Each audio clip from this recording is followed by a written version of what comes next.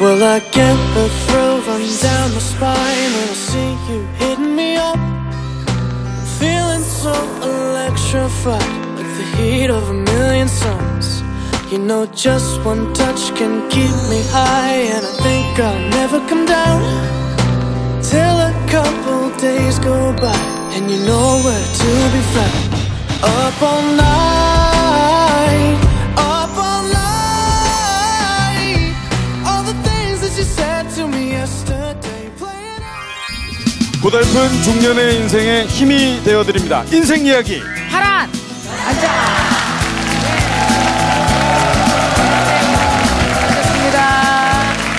파란만장, 삶의 풍파 그리고 희로애락을 겪으신 우리 중년들이 참 어디 가서 얘기할 데가 없어요. 예? 정말 이렇게 중년의 고민을 심도 있게 이야기하는 프로그램은 별로 없어요. 그렇죠. 저희가 방송을 준비하면서 미리 좀 사연을 보내주십사 부탁을 드렸더니 네. 저기 보이십니까? 야, 와, 나무가 쓰러지기 일보 직전이에요. 지금 하도 많이 예? 호응 좀 파란 해주세요. 쪽지가 네. 만장이 붙어서 파란 만장이 된 거죠? 그렇죠, 그렇죠. 예. 딱 한눈에 봐도 만장이 넘겠네요. 맞습니다. 네. 네. 자, 우리 중년들의 인생 이야기 오늘의 주제 확인합니다. 얘기를 안 하길래 내가 또 저기 했지.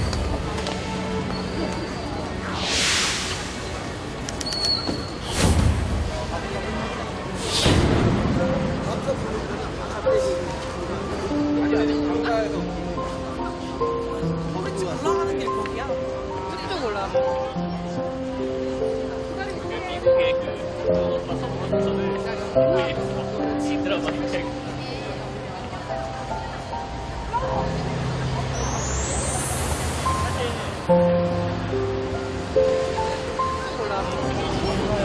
빨리 와라. 보고 싶으니까 빨리 와. 우리 생명은 다 소중한 생명이에요. 그런데 그 생명을 소홀하게 생각하면 안 되죠. 아무리 힘들어도 가족을 위해서 열심히 살다 보면 분명히 좋은 일이 꼭 있을 거라고 믿어요. 힘내서 열심히 한 살아봅시다.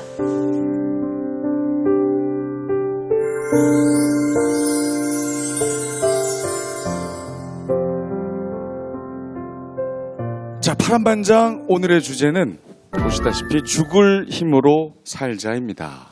네. 아, 정말 왜 우리나라 사람들이 정말 자주 하는 말 중에 하나예요. 왜 죽겠다라는 말, 배고파 죽겠다, 뭐 힘들어 죽겠다, 더워 죽겠다, 죽겠다는 말을 정말 입버릇처럼 많이 하는데, 그러나 실제로 살다 보면 한 번쯤 만나는 거죠. 얼마나 그런 힘든 일을 만날 수 있기 때문에 같이 한번 얘기를 나눠봤으면 좋겠습니다. 자, 네. 파란만장 인생 주치 세 분입니다. 정신과 전문의 김병우 박사, 소통 전문가 김대현 소장, 그리고 이명수 자살 예방센터장 자리하셨습니다. 고맙습니다. 고맙습니다. 그리고 파란만장 인생사 하면 이분을 빼놓을 수가 없는 분이죠. 이봉원 씨 나오셨습니다. 네, 반갑습니다. 예, 안녕하세요. 네. 타이밍이 어떻게 또 자살 얘기하고 저를 또 소개해 주시니까 아주 감개무량하네요.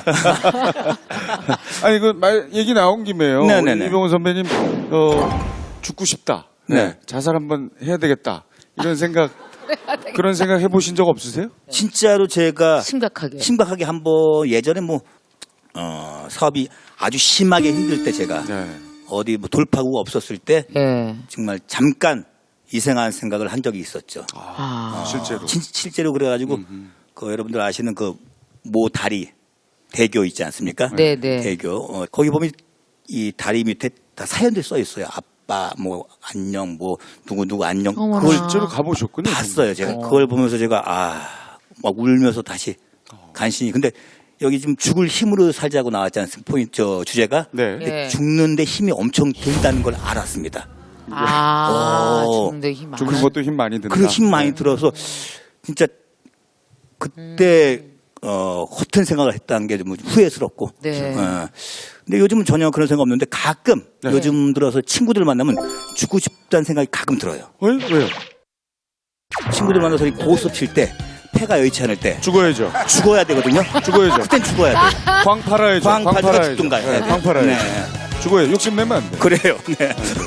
근데 어쨌든 그런 생각을 잠시나마 했던 게 좀 후회스럽습니다. 예. 저도 그런 생각을 해본 적은 결코 없는데 어느 날 이제 뭐가 부채에 막 시달리려고 하는데 갑자기 캐나다에서 학비 얘기가 딱 나올 때 이게 그런 느낌이 들어요. 숨이 꽉 막히더라고요.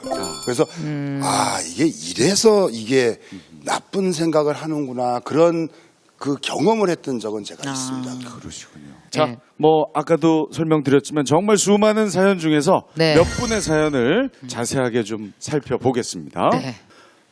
40살 노총각입니다. 친구들은 이제 학부모가 되었는데 도대체 제 짝은 어디 있는 걸까요? 외로워서 죽고 싶습니다. 힘들겠네요. 저 40에 결혼했습니다. 희망이 괜찮아요. 있네요. 할 수 있을 수 있어요. 예?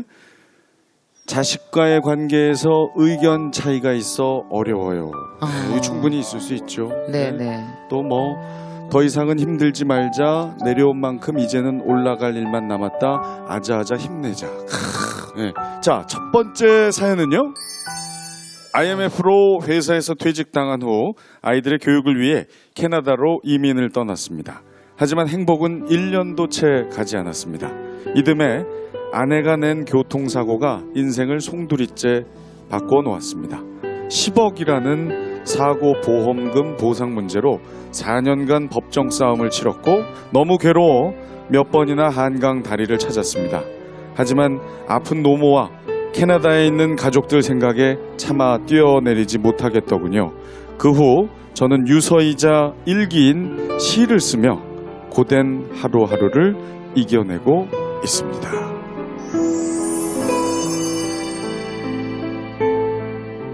안녕하세요. 반갑습니다. 반갑습니다. 네. 이제 IMF 때 신문사에서 퇴직을 당하고 근데 나와보니까 또 녹록지가 않더라고요. 캐나다 가서 그러면 네. 좀 좋은 교육도 시키고 네. 인생도 한번 살아보자. 그래서 결정을 하고는 한 4년 준비해서 캐나다에 가는 날인데 인천공항에서 비행기 탄다. 라고 네. 전화하는데 와이프가 목소리가 이상한 거예요. 들어보니까 엊그저께 교통사고를 내서 캐나다 여성이 사망했다. 그 가보니까 피해자의 이제 인생 이런 보상 갖고 100만 달러가 지불이 됐어요. 저는 보험을 100만 달러 들었어요. 근데 몇 개월이 지나면서 보험회사에서 연락이 온 거예요. 당신이 보험을 최초에 들을 때 낸 서류 가운데 하나가 잘못돼서 보험을 해줄 수가 없다? 보험 효과가 원천 무효다. 어머나. 그 와중에 이제 부친께서 암이 발견돼서 1년가량 아버지 암 병동에서 옆에 보조 침대에서 잤어요. 그러다가 이제 결국은 이제 돌아가셨는데 돌아가신 이후에 어머니의 치매가 더 심해지고 악화돼서 참 힘든 일 한꺼번에 너무 많이 여러 가지가 겪으셨네요. 겹쳤어요. 근데 경제적인 난관 뒤에 찾아오는 게 더 무섭더라고요. 예. 나의 무능함. 나 이것밖에 안 되는가? 이 정도도 해결하지 못하는가? 그 다음에 오는 게 우울함, 불면증. 그게 10년 이상이 가더라고요. 아하. 얘기할 사람도 없고 하지도 않고 그게 점점 빠져들어가는 거예요. 그래서 막바지에는 너무 힘드셔서 한강을 가셨다고 그랬는데. 봤죠? 네. 어떤. 그것도 내가 죽으면 해결이 될까? 라고 생각한 거죠. 그래서 많이 걸어가 봤고 또 차를 가지고 고스부지도 많이 가봤고 했는데 이것이 해결책은 아니다. 아름답지 않다는 결론을 내렸어요. 그 아이들한테 나는 평생 슈퍼맨으로 당당한 아빠로 살아왔는데 아이들의 평가가 들어온 거예요. 아빠 별거 아니었네. 이게 뭐야? 그게 너무 부끄럽고 싫었어요. 그때 누군가에게 보내고 싶은 편지, 뭐 유서 여러 가지 느낌으로 시들을 적으셔서 이 책이 이렇게 완성됐는데 몇 가지 원래 한번 필력이 좀 있으신 분이네요. 읽어드려볼게요. 기가 막힙니다. 기자분이셨는데. 시가요. 겨울 한강으로 차가운 한강으로 걸어갔다. 피는 얼어도 마음은 따스해질 것 같았다. 거긴 착한 영혼들이 많이 다녀갔을 것이다. 덜어는 한강으로 깊이 들어갔을 것이고 덜어는 깊은 한숨 몇 번 쉬고 눈물도 흘리다가 말없이 돌아섰을 것이다. 되게 위험한 삶을 사신다고 볼 수 있어요. 왜냐하면 나의 약한 면을 누구한테 전혀 보이질 않아요. 그러다 보니까 위로받을 수 있는 데가 아무 데도 없어요. 없지. 이 시라는 건 뭐냐면 시가 원래 이제 정서적인 거지만 자기 속에 있는 자기하고 교감한 거예요. 본인이. 다른 세상에 있는 사람하고는 할 수 없어요. 왜냐하면 내 약점을 줄 수가 없어서. 다행히 그때 시가 있었기 때문에 이분이 살았던 건데 이 시는 이분한테는 또 다른 다른 타인이에요. 나하고 교감하는 타인이 있어가지고 그것 때문에 삶의 희망을 찾을 수 있었을 거예요. 네. 중년 남성들이 자살을 제일 많이 하시거든요. 네. 근데 그 반대로 중년 남성들이 뭐 이런 창피함, 뭐 쑥스러움 이런 것들 때문에 도움을 요청하는 것도 또 가장 적으세요. 전형적인 참 대한민국의 아버지시잖아요. 그러니까요. 그렇죠? 아. 자녀분한테 얘기 좀 하세요. 좀 자녀분한테. 그러니까 지금 얘기 좀 하세요. 자, 캐나다에 있는 가족들에게 영상 편지 한번 띄울까요? 큰아들 현석이 고맙다. 아빠 대신 가장 노릇하느라고 정말 고맙다. 너는 아빠보다 더 행복하고 강건하고 오래 살길 바란다. 그리고 둘째 현일이 한국에 지금 같이 있는데 너는 지금도 나는 아빠를 믿어요. 마치 아직도 아빠 신인 양 나는 아빠를 믿어요. 아빠가 일어나서 뭔가 이루고 성취할 거라고 믿어요. 고맙다. 사랑하고 건강하게 잘 살아주기 바랍니다. 네. 고맙습니다. 네, 고맙습니다. 네. 고맙습니다. 대한민국 엄마들만 강한 게 아니라 아버지들도 저렇게 죽을 힘으로 버티면서 돈을 벌고 가족을 지키려고 애를 쓰시는 걸 보니까 정말 마음이 아버지들 힘들어요. 아버지들. 그래요. 엄마들 손잡아주는 일이 많지만 자식들이 아버지 손잡아주는 일은 거의 없지 않습니까? 그렇죠. 아버지 너무 가끔 외로워요. 한 번씩 아버지 손잡아주는 것도 필요하거든요. 옛날 네. 광고에 아빠 힘내세요라는 힘내세요. 노래 있잖아요. 네. 근데 그 상담했던 중년 남성 중에는 그것이 너무 힘들어서 그 말이 힘들어서 그런 게 너무 힘들어서 오히려 더 그 깊은 그 좌절감과 그게 돼서 더 죽고 싶다는 이야기를 하기도 했었거든요. 그걸 보면은 가족들이 당연히 옆에서 도와주고 막 으쌰으쌰 해주고 믿어요 막 이런 메시지를 주는 것도 물론 중요하지만 그것보다 더 중요한 것은 그냥 내가 옆에 같이 있어준다라는 그런 메시지를 주는 것이 우선 더 중요하지 않을까라는 생각을 좀 이 얘기를 들으면서 그 생각이 좀 났었습니다. 우리 이봉원 선배님 같은 경우는 박미선 씨의 위로가 큰 힘이 됐죠. 일단 뭐 움직이는 부동산이 옆에 있으니까 큰 부담이 그때 이상한 생각 할 때도 내가 없더라도 좀 그래도 좀 낫겠구나라는 생각. 그건 안 좋은 생각이지만 그래서 어쨌든 사람이 옆에 있다는 거 그리고 가족이 옆에 있다는 것 자체만 아까 말씀하셨지만 그 큰 정신적으로 위안이 상당히 많이 되는 것 같습니다. 저한테 오시는 분 중에서는 남편이 안 좋은 일을 하셨어요. 근데 이 부인은 남편이 그렇게 힘든 거 하나도 몰랐어요. 그러니까 이 부인이 얘기 안 해서 아무 얘기도 안 하고 근데 이 남편은 가족이 불편할까 봐 얘기 안 하고 본인은 못 견디니까 본인이 목숨을 끊었거든요. 그래서 한국 남자도 빨리 바꿔야 되는 거가 얘기를 안 하는 게 남자다운 게 아니에요. 예, 뭐가 더 남자다운 거는 가족을 끝까지 지키는 게 남자다운 거지 얘기 안 하고 사라지는 거는 남자다운 게 아니거든요. 자, 그럼 오늘 저 자리하신 분들은 과연 네. 그동안 어떤 생각들을 하고 계셨는지 한번 네, 제가 알아볼까요? 내려가서 함께 좀 같이 직접 들어보겠습니다. 혹시 그런 생각을 해보신 분들 계세요? 아이고, 저렇게 멀쩡하게 생긴 양반 또.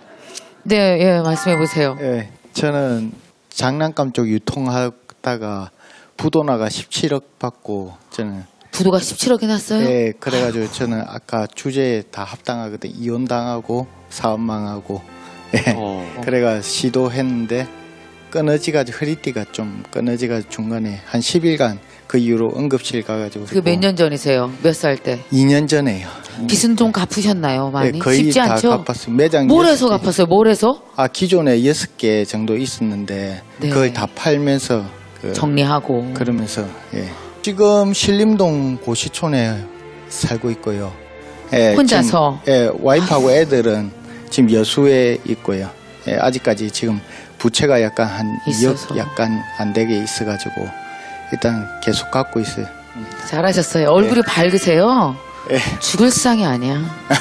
정말로 살상이야. 얼굴이 2년 정도 폐인 생활 좀 했습니다. 예. 괜찮아요. 괜찮아. 얼굴이 살상이에요. 또 그런 생각을 나도 경험 있다. 해봤다. 그 앞에 그래요?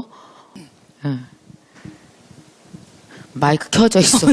너무 돌리지 마. 노래방 아니고 그냥 하면 돼요. 얘기해봐요.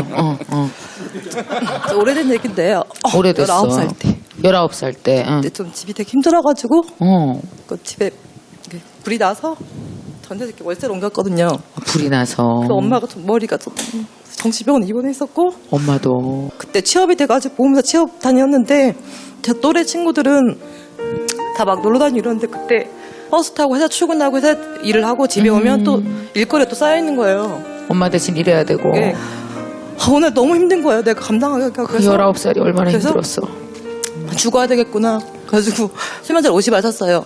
집안일 다 해놓고 밤 11시 돼가지고 이제 한꺼번에 못 넘기니까 반씩 나눠서 먹었어요. 아이고. 아침 되면 나는 죽어있을 거야 했는데 아침에 동생이 깨우는 거예요. 너 회사 안 가? 이러는 거예요. 너 살았구나. 실패한 거예요. 그래가지고 그때 한번 행동으로 옮긴 적 있어요. 그거는 식구들 아무도 몰라요. 그러니까 아버지가 돌아가셔서 지금 안 계시거든요. 네. 되게 죄송해요. 아, 이리 와, 안아줄게. 아유, 고생했다. 19살부터 어린 게 얼마나, 그지? 어떡해. 아, 참. 외롭다 말을 해봐요. 다 보여요. 그대 외로운 거. 힘들다 말해도 돼요. 괜찮아요. 바보 같지 않아요. 그대 맘 같지 않아요. 안녕하세요. 저는 경기도 평택에 사는 오하라라고 합니다. 평범한 주부의 일상을 보내고 있지만 어딘가 어색해 보이죠? 10여 년 전 닥친 시련은 저에게 불행의 시작이었습니다. 30대 중반쯤? 네. 저도 그냥 시력이 좀 안 좋은가 보다 했었는데 좀 뭔가 이상한 느낌들이 징후들이 자꾸 보이기 시작하는 거예요. 병원에 가니까 이미 많이 진행됐고 고칠 수 없는 병이고 어떠한 처방도 없다라고 희귀병이라고 말씀하시더라고요. 네, 저는 시각장애인입니다. 망막색소 변성증이라는 희귀병으로 어느 날 갑자기 시력을 잃었습니다. 30 중반 난데없이 찾아온 장애로 송두리째 흔들린 인생, 시력과 함께 삶의 이유마저 잃었습니다. 정말 죽고 싶었어요. 어떻게 하면 잘 죽을 수 있을까 이 생각만 했던 것 같아요. 동맥을 끊으려고 이제 손목을 그었어요. 한두 차례 이렇게 조용히 떠나자, 빨리 떠나자 이 생각뿐이었어요. 인생에 갑자기 들이닥친 시련은 평범하기만 했던 제 삶은 물론 단란하던 가정마저 깨버렸습니다. 너무 많이 어렸을 때니까 많이 무서웠죠. 엄청 많이 무서워. 또 올 것 같아. 엄마가 막 죽으려고도 하고 막 이러니까.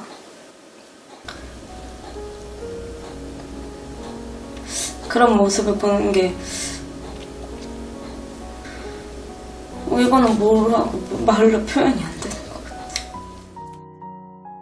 같아요. 시력을 잃고 죽음을 고민하던 그때 당시 사춘기를 보낸 딸은 그 누구보다 힘든 시기를 지내고 있었습니다. 안 보이는 상황에서 가족들에게 줄 부담감 또 아이들에게 줄 상처 이런 거 생각하니까 너무 미안하더라고요. 그래서 밤새 울었던 것 같아요. 미안해. 내가 잘못했어. 왜 한 번도 사랑해주지 않고 이제는 스스로 죽이려고만 했나. 너무 미안해. 날 용서해줘. 그러면서 오른손으로 이렇게 문질러주면서 미안해. 이렇게 제가 제 자신에게 용서를 받고 싶은 느낌. 하지만 절망 끝에서 나를 살게 한 것은 가족들의 사랑, 나 스스로에 대한 사랑, 바로 사랑이었습니다. 지금 제게는 있는 그대로의 모습을 사랑해주고 세상에 빛이 되어주는 남편이 있습니다. 오늘도 저는 넘치는 사랑 속에서 삶에 대한 희망으로 가득 차 있습니다. 저는 지금 어엿한 신인 가수로 제2의 인생을 살고 있습니다. 시각장애인 가수입니다. 오하라 씨를 소개합니다. 이제 저에게 장애란 절망이 아닌 또 다른 삶을 살게 하는 기회가 되었습니다. 사람들 앞에 선 이 순간이 저에게는 너무나도 소중하고 감사하기만 합니다.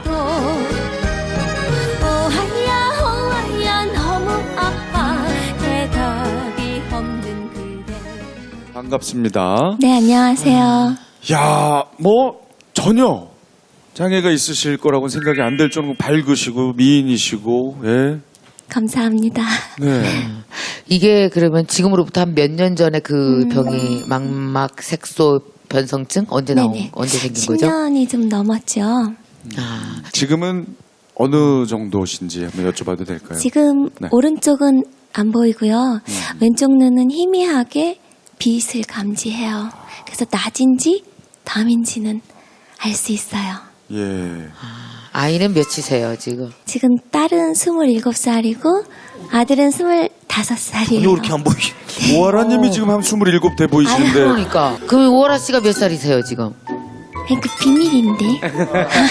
네. 선천적으로 장애가 있는 분들 힘드시지만 잘 보시다가 갑자기 시력을 잃으면 더 힘든 게 컸을 것 같아요. 누구든지 그렇잖아요. 뭐 좋은 거 줬다가 뺏으면 정말 힘들잖아요. 그렇죠. 그런 느낌? 오로지 어떻게 하면 쉽게, 편하게, 빨리 잘 죽을까? 이것만 연구했어요, 사실은. 그때 아이가 있었을 때도? 네, 있었죠. 아이들은 사춘기였고요. 근데 계기는 뭐예요? 안 하게 되는 계기? 실제로 이 세상을 떠나는 그 순간 내가 가장 후회할 게 뭘까 하는 생각이 느닷없이 떠오르는 거예요. 좋은 차 못 타보고 좋은 데 못 가보고 이런 건 하나도 떠오르지 않고 왜 좀 더 사랑하지 못했을까? 아이들한테 살뜰하게 보살피면서 늘 아껴주고 사랑한다는 말 왜 이렇게 많이 못했을까? 그러면서 제일 떠오르는 한 사람이 있었어요. 그건 바로 제 자신이었어요. 그때까지 한 번도 저는 제 자신을 사랑해 본 적이 없어요. 오히려 장애가 생겼다는 이유로 어떻게 하면 잘 죽일까. 제 자신한테 너무도 미안하고 용서를 빌고 싶었어요. 내 자신을 죽이는 그것도 살인 아닌가. 이런 생각에 앞으로 열심히 사는 동안 나를 진짜 사랑해 볼 거야. 그렇게 마음 먹고 재활을 꿈꿨고 안마사 자격증을 따고 취직을 하게 되고. 지금 옆에 계시는 남편분은 사실 시력을 잃은 후에 잃으신 만나신 다음에 거죠? 만나신 거죠. 네, 어떻게 생겼는지 몰라요.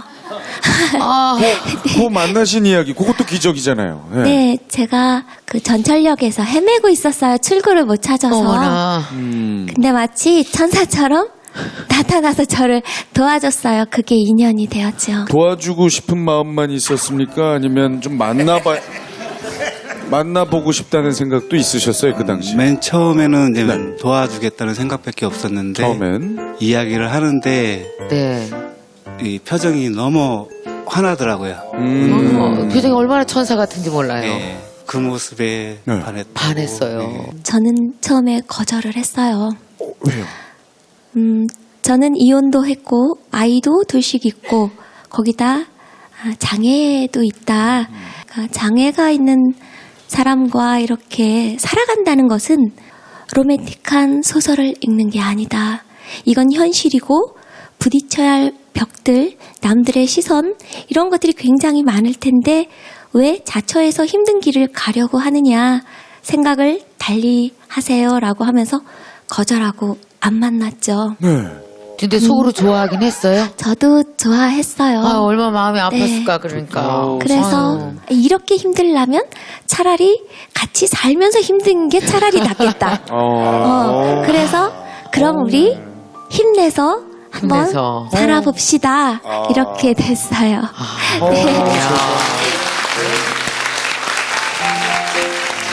저 지금 마음이 막 찡한 게요. 제가 한 3년 전에 보면서 울었던 드라마를 지금 다시 보는 것 같은. 바로 그 드라마 느낌이에요. 지금 와 정말 영화 같은 이야기입니다. 언제 가장 행복하세요? 지금 이 순간이요. 지금 이 순간이요.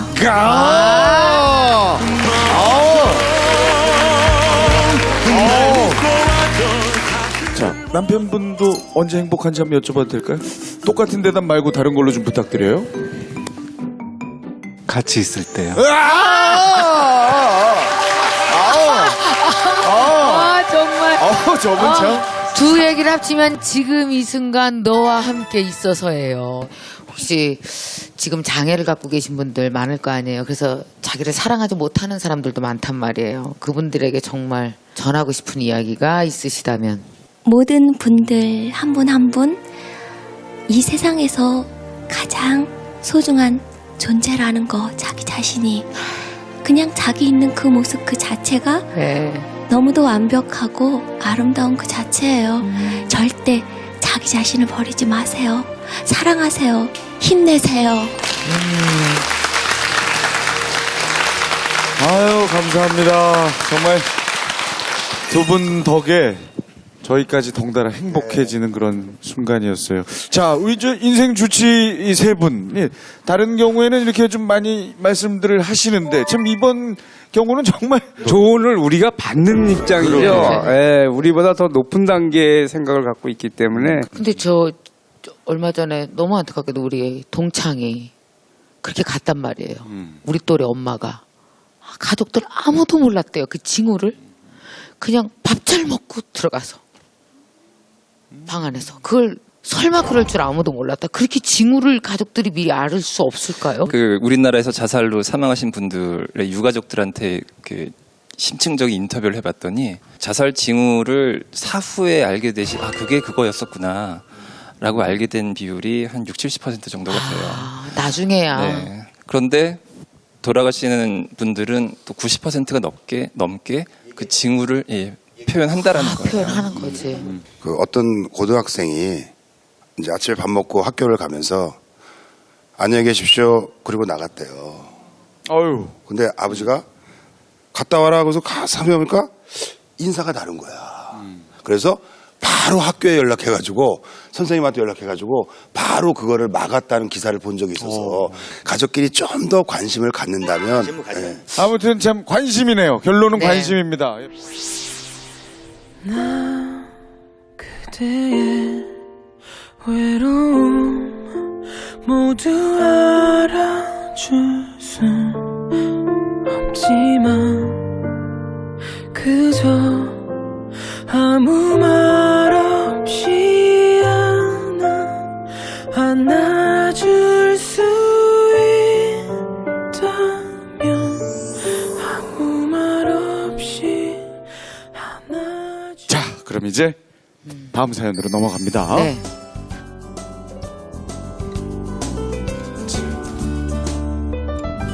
만난 지 한 달 만에 번갯불에 콩 볶듯 한 결혼은 저를 죽음의 문턱으로 내몰았습니다.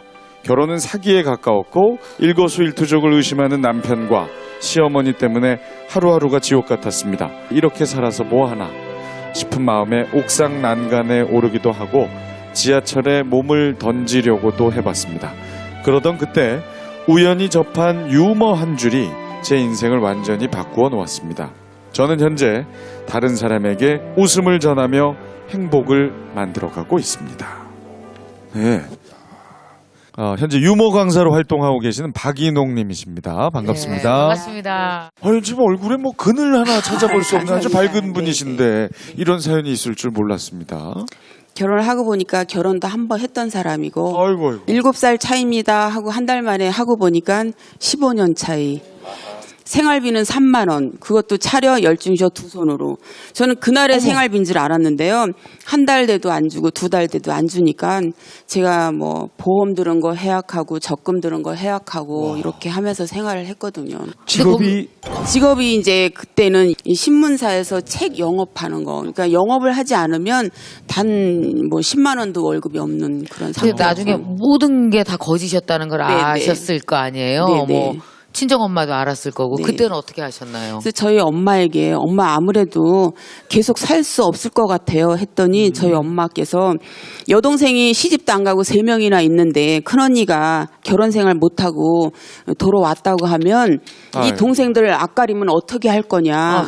전화해서 엄마가 안 받으면 월미도에 빠져 죽은 줄 알아라. 이렇게 얘기를 하시는 거예요. 이제 시어머니 의지하고 살려고 했는데 시어머님은 저를 워낙 저를 사랑한다는 이런 말씀하에 동네 엄마들하고 눈인사도 못한 거예요. 눈인사를 하면 그 엄마 불러다가 우리 며느리가 내 욕을 뭘 했냐. 하나도 안 했는데 그러면 그 집에 가서 그냥 벌렁 누우셔서 아이고. 말할 때까지 사는 게 힘들다고 했어요. 이렇게 얘기를 하면 이제 그날 또 난리가 나시는 거죠. 그 시어머니와 그 아들이 다 문제가 좀. 네네. 저는 그냥 죽지 못해 살은 거예요. 이제 죽으려고 또 몇 번을 옥상에 올라갔는데요. 올라가서 이제 화단 옆에 이렇게 살다 갑니다. 이러고 사랑하는데 아들아 미안해 이렇게 했는데 저희 옆집에 딸을 가진 엄마가 제가 이제 울고 있는 걸 보고 저한테 이런 얘기를 해주는 거예요. 자살을 시도한 사람이 옥상에서 떨어지는데 떨어지면서 후회를 했다는 거예요. 나 정말 이건 아닌데 하면서 떨어졌는데 그 사람이 이제 살아나서 그 얘기를 했다는 얘기를 하면서 죽을 수 있는 운명만 죽는 거다. 이런 얘기를 딱 하는데 맞아 그렇겠다 해서 제가 이제 바로 내려와서 아이를 딱 보는 순간에 제가 무슨 잘못이 있을까. 내 1% 행복은 내 아들이구나. 무슨 일이 있더라도 우울증을 극복해야 되겠다. 생각하는 게 서점에서 재밌는 유머책을 잔뜩 사다가 쌓아놓기 시작한 거예요. 어느 날 읽은 유머가 제 인생을 완전히 뒤집어놨어요. 어떤 유머였냐면 사형수가 형을 받으러 가다가 발을 헛디뎠는데 죽을 뻔했네 하고 가는 거였어요. 제가 그걸 딱 보는 순간에 누군가가 이거 보고 죽고 싶다가도 이거 보면 웃음이 나오겠다. 그렇다면 죽고 싶은 생각도 안 들겠다. 나 혼자 웃을 게 아니라 남도 웃게 하고 나도 웃자 해서 A4 용지에 오늘의 유머 해서 180장을 프린트해서 길에 나가서 무조건 뿌린 거예요. 안녕하세요 많이 웃으세요. 안녕하세요 많이 웃으세요. 이렇게 하다 보니까 정말 우연한 계기에 제가 유머 강사가 됐습니다. 그럼 결국 이 옥상에서 좀 극단적인 행동까지 하려고 했던 그 순간에 결국 아드님 때문에 네. 그렇죠. 아드님 생각에 삶이 이제 새롭게 시작된 거네요. 그 아드님한테 영상 편지 한번 남기실까요? 네. 아들아 제대한 거 축하한다.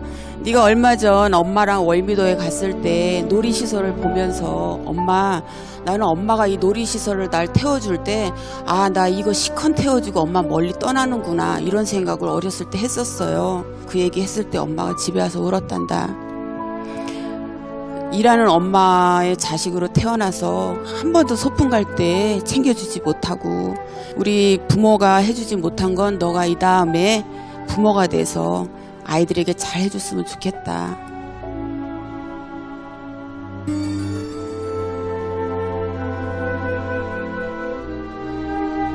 아들아 부족한 엄마지만 지금부터라도 잘할게. 미안해. 그리고 사랑한다 아들아.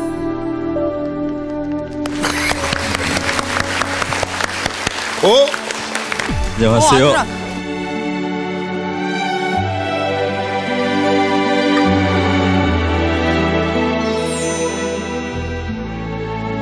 아들아 어떻게 왔어? 어떻게 왔어? 아드님이 오셨네요. 아이고. 안녕하세요. 대한민국 최고의 여성 유머 강사 박인옥의 아들 안태준입니다. 와. 아들아 어떻게 왔어? 아들이네. 엄마 닮았는데요, 그렇죠? 엄마 네. 모습이 좀 있죠? 매일 듣는 소리입니다. 엄마 닮았습니다. 엄마 닮았어요. 상당히 근데 명랑하고. 엄마가 이렇게 힘들게 살았다는 거 언제 알았어요? 저는 사실 어린이집에 맡겨질 때부터 알고 있었어요. 몇 5살 살에? 어떻게 알았어 5살이? 물론 일반적으로 5살은 생각이 없을 거라 생각을 하시는데 창밖을 보면서 엄마가 나 언제 찾으러 오나 저녁에는 오시는데 늦게 찾으러 갔어요. 오늘은 안 오면 어쩌나라는 마음을 가지고 나서부터 그 느낌이란 걸 알게 됐어요. 엄마가 이렇게 힘들구나를. 그 아들 때문에 살았네, 그죠? 진짜 아드님이 꼭 한번 엄마에게 해드리고 싶은 이야기가 있다고. 이 자리가 아니면 할 수 없을 것 같아서 꼭 나오고 싶었어요. 그 희망이자 엄마의 소망이고 그 모든 것을 버릴 수 있었지만 그럴 수 없었던 게 접니다. 그 모든 미안함과 그 아픔을 딱 한마디로 전하고 싶습니다. 어머니, 당신이 그렇게 목숨 바쳐 헌신하던 그 어린 아들은 그 꿈이자 소망이자 희망이자 염원인 그 아들이 이제는 자랑스러운 아들이 되고자 매일매일 노력하는 모습을 보였습니다. 나도 아들이나 딸이 생기면 자랑스러운 너의 할머니가 있었기 때문에 너를 이렇게 키웠다 말할 수 있는 그날까지 열심히 살겠습니다. 감사합니다. 감사합니다. 아드님 한번 네, 안아주시죠. 네, 따뜻하게. 네. 아유. 고맙습니다, 두 분. 네. 고맙습니다. 아유, 네. 세상에. 정말 이 부모 자식 기간이 서로 네. 이렇게 낳아주고 낳기만 한 것이 아니라 서로가 서로를 평생 살리는 힘이 되네요. 그러게요. 예. 사실 유머라는 게 우리가 흔히 얘기하지만 웃는 것이 가장 큰 보약이고 가장 큰 특효약이다 늘 얘기하지만 이렇게 본인 직접 느끼신 거 아닙니까? 근데 사실 뭐 통계에도 나왔습니다만 우리가 예전에 나온 통계 60, 70 평생 따져보면 우리가 웃는 시간이 거의 한 서너 달밖에 안 된대요. 시간으로 따져보면요. 마치 많이 웃는 것 같은데 그렇게 적답니다. 근데 이 유머라는 코드를 가지고 이렇게 또 다른 삶을 이렇게 개척했다는 거에 대해서 상당히 존경스럽고 그렇죠. 네, 정말 멋진 인생을 다시 한번 살아간다는 거에서 박수를 보냅니다, 진짜. 그러네요. 네. 자, 그러면요. 네. 아까 저 김성로 님도 사실은 이 힘들 때 유서처럼 시를 썼다. 그리고 아주 큰 역할을 했죠. 이 생각을 바꾸시는데 그래서 저희도 네, 그렇습니다. 한번 유서를 써보면 어떨까? Say something, I'm giving up on you.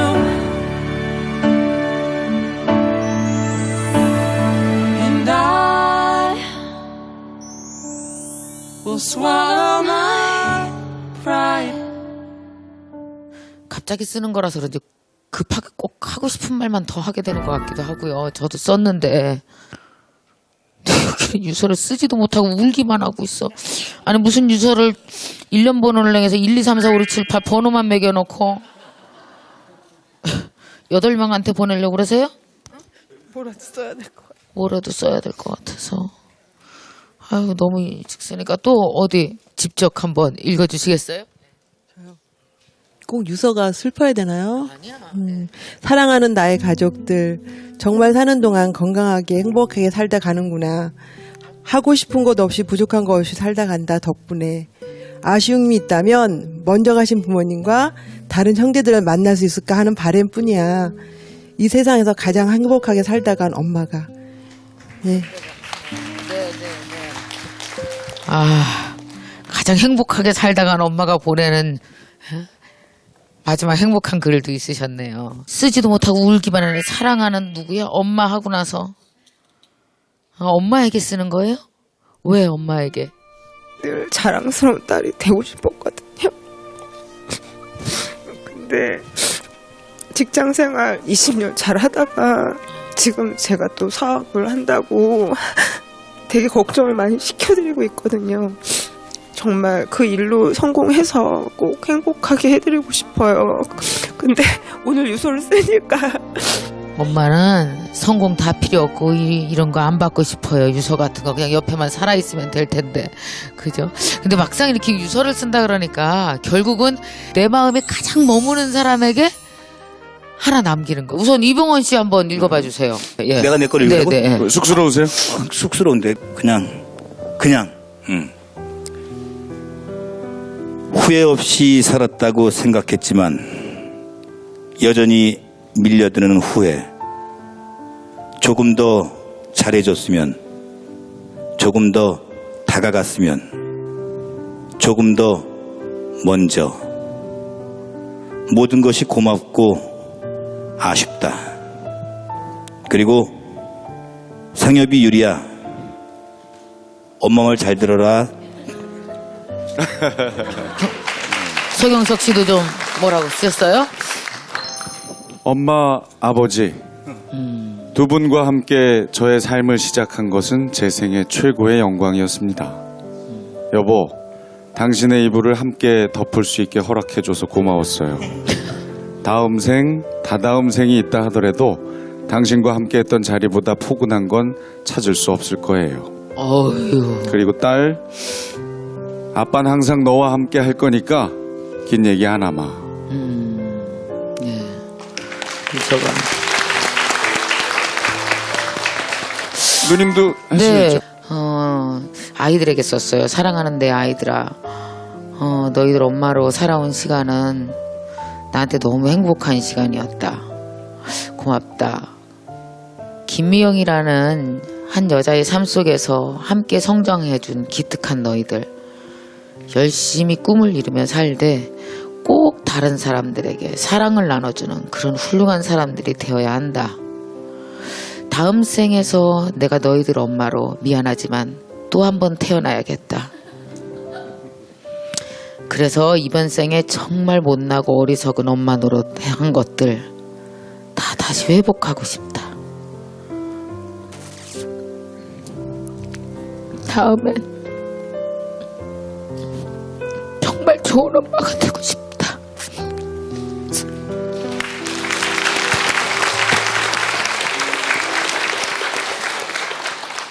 유서가 이게 참 묘한 느낌이 있네요, 진짜. 그러니까. 예, 이게 좀 반성하게 되고 앞으로 참 열심히 살아야겠다는 생각까지 하게 하네요. 그렇죠? 제가 말도 하고 글도 쓰잖아요, 직업이. 예. 그 차이가 제가 분명히 알아요.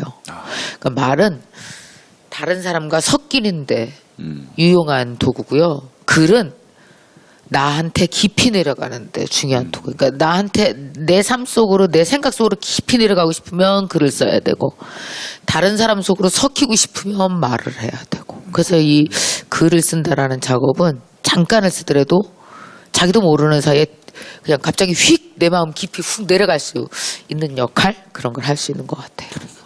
우리 앞으로 이런 의미의 유서는 쓰고요. 예. 네. 진짜 유서는 쓰지 않는 걸로. 맞아요. 예. 이렇게 했으면 좋겠습니다. 김미경 원장께서 오늘 진행을 해주셨지만 사실 이분도 전문가시거든요. 둘째가라면 서로 할. 오늘 마무리는 우리 김미경 원장의 파란만장 인생 메시지로 하겠습니다. 박수로 청해봅니다.